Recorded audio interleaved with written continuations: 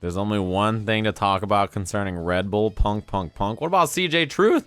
Look, man, you can't just be like, yeah, let's talk about only Punk. CJ Truth won the open bracket premier event against Tokido, resetting in the grand finals, and qualified for Capcom Cup by his own hard work. You know when people say, like, pull themselves up by their bootstraps or whatever? That's the definition right there. Man showed up and was like, all right, it's time to clean house. I'm CJ Truth. Whooped everybody with a capital H. Nephew had a great weekend too. Nephew is so good, actually. You know what's funny is that both Neon and Nephew are so good on Colleen, and I feel like both of them have different weekends where one is really good or the other is really good, right? But it's like really cool to see Nephew have a great weekend. Nephew is so good. He showed up. Man, that was crazy. So those of you guys who missed Red Bull was a really dope event. There's a lot of Street Fighter that happened there that was really good, right? So if you guys missed Red Bull Conquest this weekend, it was a bit complicated in how it worked, but there was a lot of fighting games. So if you missed it, you can find it on Red Bull Esports' Twitch channel, right? Or you can find the CPT stuff on Capcom Fighters, right? Somebody said, Buzz Killington said, love the commentary at Red Bull. Thank you very much. It was a lot of fun. And it was a pretty relaxed event in terms of commentary. None of us were super serious. It was just like we were big chilling, right? Big chilling, just relaxing, enjoying the weekend. We had a great time. But the cool thing about this event is that it was a celebration of 3 different events, right? Previously, Red Bull Battlegrounds and Red Bull Proving Grounds the years before were Street Fighter events, right? Primarily focused on Street Fighter and the North America Regional Final at the end. This year, Proving Grounds was not the same. It was morphed and switched into Conquest, which was a 3-game circuit across the U.S., kind of following like a collegiate wrestling format. And it was really cool. We had 15 different regions in the U.S. represented, and then there was the LCQ on site, which is technically the Washington, D.C. qualifier, right? But really, I don't even know if anybody was from Washington who won it. I think it's just an LCQ, essentially, right? To get one last team in there to make a 16-team bracket for the finals, which was really cool. I think a lot of people got to see a lot of fighting games this weekend. The viewership was crazy the second day. I don't know where the fuck that happened. But it was dope. Sour Piggy was from DC. Nice. Okay, so Sour Piggy was the Tekken LCQ winner.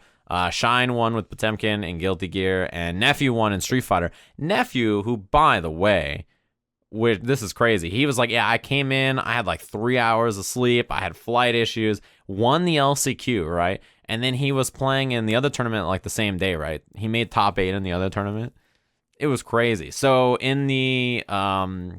he won the LCQ, which qualified him for the Conquest bracket. And then in the Conquest bracket, he made top 8. And then in that bracket, in the finals, he made it all the way to grand finals, which made it really crazy because the regional battle at the end ended up being like ended up mattering, right? With a format like this, if you don't know how it worked, there was 3 tournaments that really mattered for the points, right? For which region won. There was 16 players in each of the brackets, each player representing a region of the United States, or technically a city. And it was a Guilty Gear bracket, a Tekken bracket, and a Street Fighter bracket. And the point system was like, if you win a match in winner side, you get 2 points for your region. If you win a match in the loser side, you get 1 point for your region. And then like the top 8 placers get extra points, right? So if you win, you get 20 extra points, which is worth 10 wins in winner side, which is huge, right? If you get second, your team gets 10 points. If you get third, etc. And it breaks down like that, right?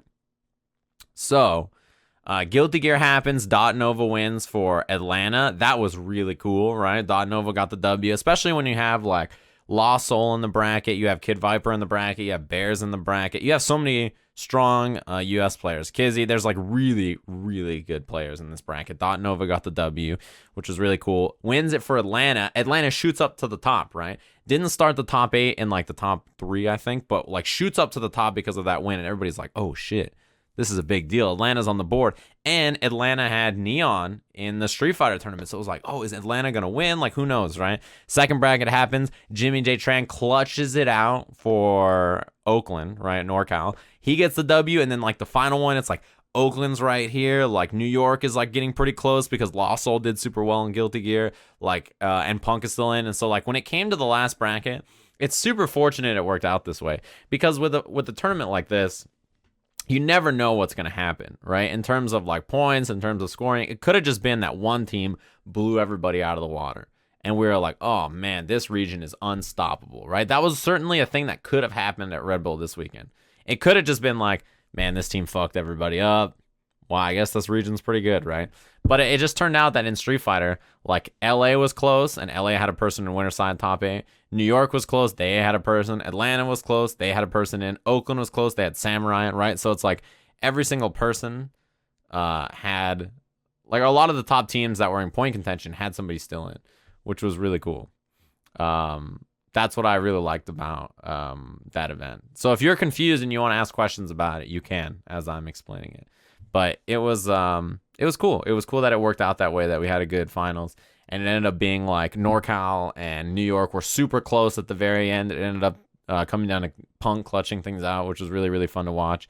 And New York got the W, which was dope. The only thing that I'm sort of sad about, and it's funny that I'm sad about this, is that the top 3 teams were New York and California, both of them, right? It was New York, NorCal, SoCal. Which kind of bums me out. To be honest with you, I was really hoping that one of those regions wouldn't win. I was hoping that a region that wasn't New York or California would win the tournament, just because it would be really cool to see, right? I think it would have been dope if like a completely different region got the W. A region that people think is good and they got a time to shine, like if Chicago won or something, right? It would have been like, damn, that's tight. Or Orlando, or like even the online region. That would have been pretty funny, actually. If the online region won, oh man, would have cracked me up. Especially because all the online players are like, they're really good. They had one of the best teams. I think they ended up being in the top 5 in terms of points by the end, right? Because all of them placed pretty well. You know what I mean? That was really cool. Punk is from Philly, but we'll take it. Yeah. I mean, that was the one thing about it that was a little weird, right? You had kind of strange teams, because anybody from any region could technically qualify if they played in that region's tournament, right?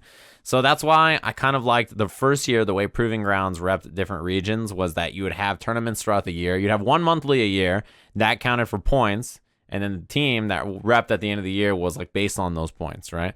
So it wasn't just like one person could show up one month and win your thing and then take that representation from you. Yeah, dude. I mean, online winning it wasn't that, because if you guys don't know what the online team was, it was IDOM, Hotashi, Glaciating. That's a really good team, right? Hotashi, who got second to Ryan Hunter in Orlando, then qualified online, which is a more fitting representative for him anyway. And then IDOM, who everybody knows goes to NLBC, so could have been New York, but also plays a shit ton of online. He's always in all the online tournaments. He always does well there. Glaciating, who is online warrior, and he destroys everybody he runs into, right? He's so good. So it was really, really dope that all 3 of them had a really good runs, right? Like Glaciating almost beat Jimmy. He almost was in grand finals of the tournament, right? That's crazy to think about. And obviously Hotashi making it far in the tournament and Idom making it far in the tournament were not surprising. Yeah, online they had a chance to win. If Glaciating somehow wins that tournament, like who knows what would have happened, right? It would have put NorCal out of the running. Well, you know, the thing about the Red Bull events is that's always been their thing, right? Is that having like group commentary has always been the plan. This time it was very confusing, because normally the way commentary works when you have a group is that everybody's on a couch and we're all sitting there wearing headsets. But this time we had handheld mics so we could walk around, and we had IFBs in our ear. So if somebody walks too far away from you and you guys both start talking at the same time, it's hard to tell because the IFBs maybe not be loud enough and you don't hear them because they're not close to you or something, right? It's the same thing that happens when when we do the online tournaments, we have like the Geico tournaments, and 2 people start talking at the same time because there's a delay. And also when you're next to somebody, you can tell when they're about to start talking. You know what I mean? You can tell when they're about to, because they just like the way their body moves, the way that they're like feeling, the way like whatever, right? And like when I'm commentating next to someone in particular in person, I will point at them or like use my hands or something like that when I want them to say something, or if they're saying a point. If we both go to speak at the same time and they say something, I'll just be like, yeah, that's great. Like, you know, like keep saying that or something, right? So I use my hands a lot. But when you're walking around and there's 4 of you, it's kind of a little tough. People sometimes are like, man, where was my commentary? These jokers were just messing around. And it's like, you have to understand the events for fun, right? It's just supposed to be a fun time. And we're just relaxing. Same thing happened at the summit. At the summit, we were just goofing around and talking shit. And I saw so many people like, why are these casters not speaking? And, you know, this. I was like, bro, shut the fuck up. Just relax. Just have some fun and just enjoy the match and like watch the tournament, right? Like sometimes you just got to know when to relax and have a good time. You know? That's the same thing with a local. If you catch me at a local, I'll do serious commentary for like a round and a half, and then I have to say something silly because it's a fucking local and we're all just enjoying our weekly events, right? That's what it's there for. It's just like my stream. I'll get people commenting on my YouTube that'll be like, Sajam, in this video, you didn't do enough match analysis. You were talking too much about Whataburger. And I'm like, tough luck, bro. There's like 150 hours of my match analysis on YouTube for you to watch. If 5 minutes of it was me talking about Whataburger, then that's very unfortunate that you had to listen to it. Had a unique turtley playstyle and Jimmy had to adapt. I think that's true. I think the one thing that happened is like his non-Miguel character, like Jimmy was much more prepared for, but there's very few Miguel players in like the modern era. He was a much more common character before Tekken 7. Nobody really plays him now. And he's a little bit better in this version of the game too.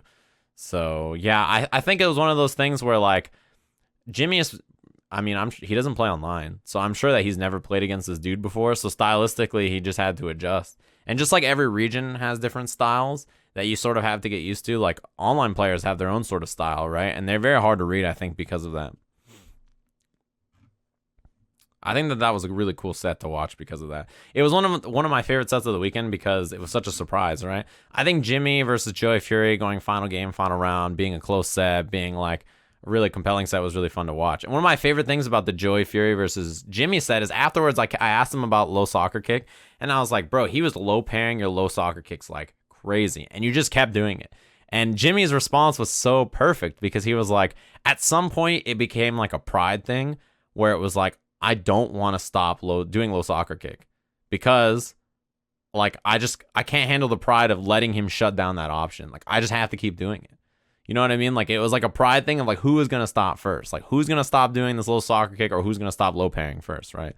It was like one or the other. He was like, I couldn't, like he was like his pride was like too strong. He's like, I couldn't stop doing it.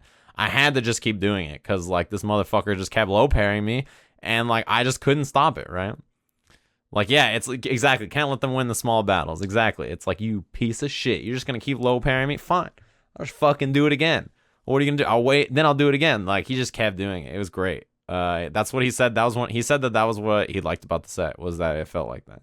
That was a dope set. It was one of the sets that's bursted my voice. One of the only sets I can remember like getting my voice a little beat up in a long time. It was almost Evo levels of beat up, which is pretty crazy because Evo is usually the worst my voice gets every year.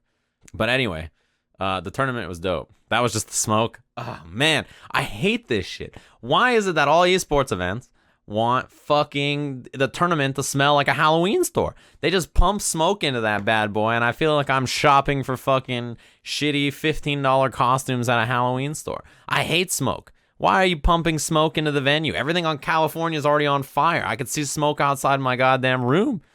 Why the fuck? Why is there smoke in the venue? I don't understand it. It makes no sense to me. Blue and orange lighting and smoke. Just pump smoke into every venue. Smells like a goddamn Halloween store in this motherfucker. I'm just like, what's the point, right? What the fuck is the point? The lights were hitting you on the casual setups? Oh no. Why were they hitting the casual setup? You know, that is one thing that I really like. It's Curly W hitting me with the 4 months in a row. Thanks very much, Curly. What up, homie? Yeah, you know what I really like about the event is that there was lots of casual setups. There's casual setups everywhere. I think that's great. I think tournaments that don't have casual setups, that is a big loss a lot of the times. You know what I mean? That always makes me upset. But yeah, the smoke and the lights is really rough, right? Like it's like they're smoking you out of there. Flo asking about commentary. You do all this commentary on your stream. When you restream a tournament and I'm commentating, we're commentating together. That's how it works. We got out so late that at every single event that we almost ate at Shake Shack 4 nights in a row. That's actually a fact. But we only ate there once, all right? The rest of the time, we were all right. How did you say we almost ate there 4 nights in a row, but you only ate there once? It was like we walked around and tried to find food for 15 minutes or like 20 minutes on that wharf area by the hotel. And we were this close every single night to giving up and just being like, nothing's open. Let's get Shake Shack. And then we ended up somewhere else. Like, we almost ended up at Shake Shack. It was like we couldn't find anything that was open by the time we would get back to the hotel. We're like, fuck, what are we gonna do? This is whack. And then we'd like find it. We'd be like, okay, all right, we got something. Like, we found this. There was this place that had like, it was like an Italian place, and we were like, all right, like, let's go to this Italian place. It looks really good. It's expensive, but the food looks amazing, right? So we went over there, and the guy was like, we're like, is this open? Because it looked kind of closed, and he's like, closed. He didn't speak English, but all he said was closed. We're like, fuck. And then we walk around to the other side, and we see like 40 people inside. We're like, what the fuck, bro? It's not closed. So we walked inside, and we're like, are you guys open? They're like, yeah, we're only serving food for like 15 more minutes, but we're open for like another 4 hours. We're like, what the fuck, man? This guy just lied to us and tried to not get us to eat at this Italian restaurant. Like, Jesus Christ. What do you mean you guys are open? I was like, this motherfucker. Anyway, let's think. What else about Conquest? What else was interesting and fun about this tournament? Did you guys like it? What are your thoughts? It was a very busy weekend for me. I had so much commentary to do. Man, I was swamped. I was really tired. This event was, it beat me up for sure. First 2 days were cool. Second day was really fun. And that Tekken tournament's probably my favorite Tekken that I've commentated so far. I think it's the best I've done on Tekken so far that I've ever done. I had a great time. All the tournaments stacked together. It was a lot of tournaments. The thing about this format is that it was a really ambitious try. And so because of that, there's a lot of things that could have went wrong that sort of did and can be fixed for the next time they do it. But it was for sure a cool format. It definitely had some issues. It just turned out to be really fun. But man, it was cool. Man, my nose is all beat up. The smoke here is really getting to my nostrils, I'll tell you what.